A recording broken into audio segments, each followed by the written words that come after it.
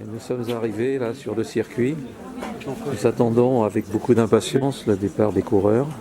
Donc Monsieur Grieux, Oui, qui va conduire une Corvette ZR1 et une Lamborghini. d'accord. Voilà. L'une des voitures la plus compliquée au monde Ah à ouais. conduire. Ah bon. Un petit mot, pas trop d'angoisse. Ah bah moi ça va, je conduis pas, alors j'ai pas Bon. d'angoisse. Et moi j'ai hâte d'être dedans, de mettre les clés dans le contact pour voir écouter le V8 et le V12. Alors à tout à l'heure. Une petite surprise à tout le monde, on met la Mustang. On est un peu à l'étroit derrière, mais au moins c'est plus sympa qu'un Hummer, ça ajoute un petit peu plus de piment. Est-ce que tous les deux vous allez conduire? Oui, moi. Non, Non. essentiellement. Monsieur Frédéric. qui va Ouais. conduire, d'accord. Alors est-ce que ce sera une première ou pas du tout? Première sur. Sur piste et sur ce genre de véhicule? Ouais, avant Ouais. j'ai eu une voiture de sport, mais bon, c'est pas du tout la même chose. C'est des BM3. Ben, ouais, mais si, c'est déjà assez bien parce que c'est une M3 en fait, c'est un peu, ça peut être un peu traite sur les ronds-points détrempés. Ouais. Ben, c'est le même principe avec celle-ci. Elles sont puissantes, mais il y a ce petit côté démon des fois qui va un petit peu. Donc ça t'habitue déjà à avoir une M3 à te dire faut que je me méfie de l'adhérence de mes pneumatiques. Donc déjà tu as une gestuelle au niveau du pied qui est forcément bien meilleure que la plupart des gens qui n'ont jamais roulé de voiture sportive. Ouais. Donc ça va être un intérêt particulier pour toi. Et la finesse que tu mets au niveau de l'accélérateur va devoir aussi se répercuter sur le volant. Plus tu es délicat, plus tu vas lui permettre de garder un équilibre et pouvoir mettre de la vitesse derrière. Voilà, complètement. Donc là, on s'arrêtera toujours ici et comme ça le moniteur peut checker s'il y a du monde qui arrive puisqu'ils sont prioritaires. Et s'il n'y a personne, on peut s'élancer tranquillement en se dirigeant droit vers le premier cône à gauche qui matérialise notre point de corde, l'endroit où on tangente l'intérieur du virage. Et exactement, là c'est pointillé, c'est facile, la trajectoire on a juste à la suivre, on va vers le point de sortie.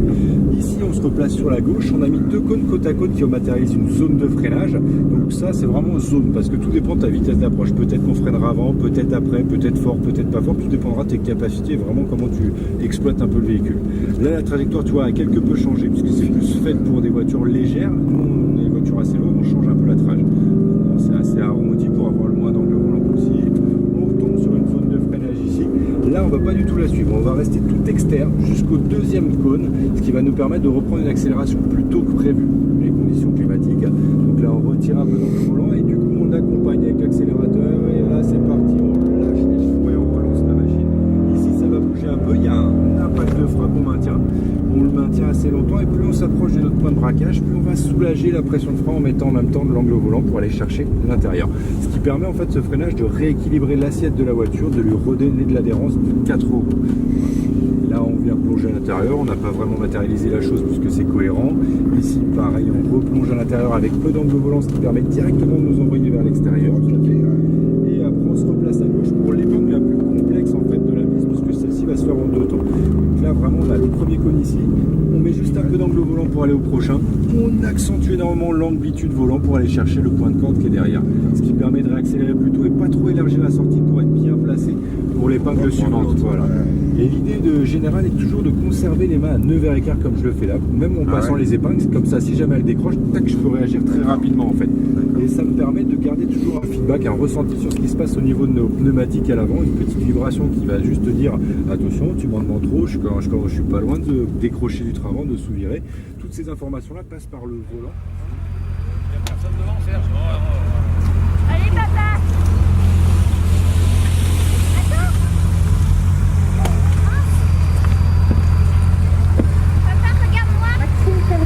Pour le propriétaire en Ferrari Maxime Sardi.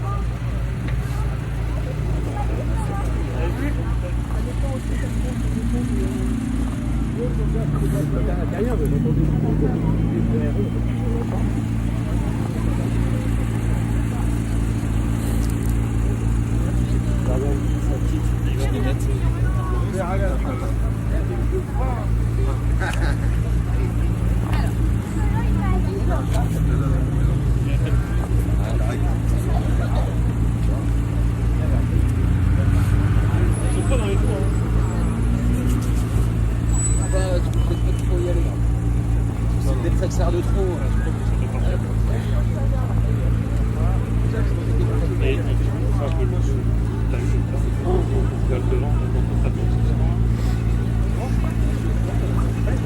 Vraiment belle. Qui en blond, ça change. C'est rouge.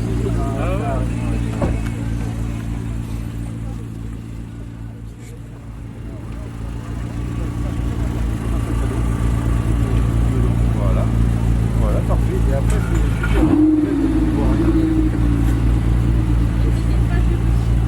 la première fois que tu vas faire un truc comme ça, quoi. Et ben, tu vois, ça ressemble vachement au café. Voilà. Parfait,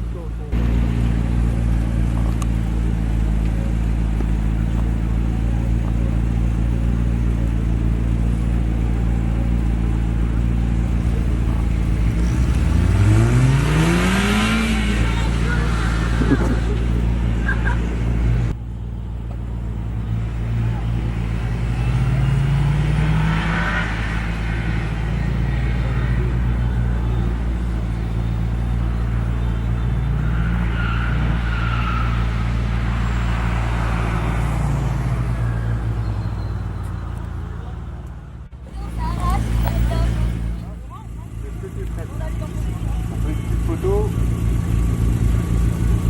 Impeccable. Et on est parti.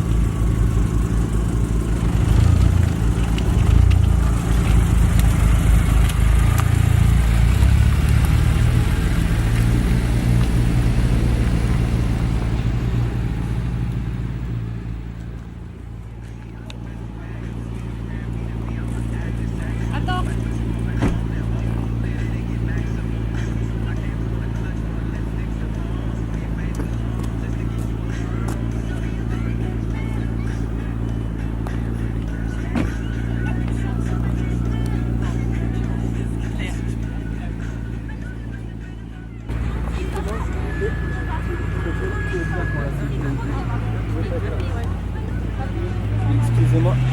Vous pouvez pas être là. Attendez, je m'en vais.